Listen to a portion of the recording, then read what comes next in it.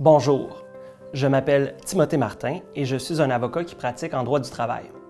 Ma pratique est orientée vers la défense des droits des employés. Lors de cette capsule vidéo, je vais vous communiquer certaines informations sur vos droits en matière de fin d'emploi que je juge importants.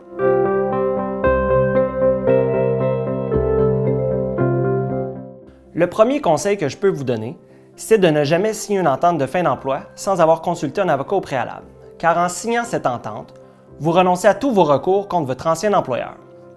Il est donc important de demander un délai de quelques jours avant de signer et de valider auprès d'un avocat que les montants qui vous sont offerts sont adéquats, compte tenu notamment de votre âge, de vos années de service auprès de votre employeur et du poste que vous occupiez. Gardez en tête qu'une indemnité de fin d'emploi, ça se négocie librement entre les deux parties. Il est de mise, minimalement, de communiquer une contre-offre à votre employeur avant de conclure une entente. Dans la plupart des cas, il acceptera de majorer son offre initiale.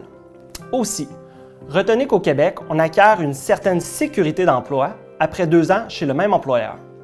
Ce délai est même d'1 an pour une entreprise dont le domaine d'activité est de compétence fédérale, par exemple les banques ou les entreprises de transport interprovincial.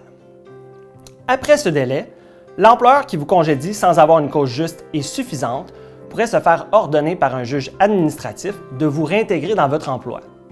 Retenez que le congédiement est considéré comme la peine capitale en droit du travail, donc l'employeur devra avoir des motifs sérieux pour mettre fin à votre emploi. Lors d'un congédiement, vous pourrez donc déposer un recours pour contester la décision de votre employeur. Mais attention, il faut déposer ce recours rapidement afin de sauvegarder vos droits, car dans certains cas, ce recours se prescrit 30 jours après la date de votre fin d'emploi. Gardez en tête que ce sera à l'employeur de prouver, devant un juge administratif, qu'il avait une cause juste et suffisante pour vous congédier. Le fardeau de la preuve repose donc sur les épaules de votre ancien employeur et non sur vous.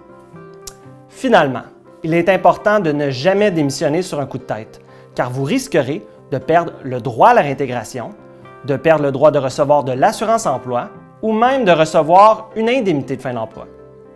Dans tous les cas, prenez le temps de consulter un avocat qui pratique en droit du travail afin de connaître vos droits. Cela pourrait vous éviter de prendre une décision que vous pourriez regretter par la suite. Merci pour votre écoute.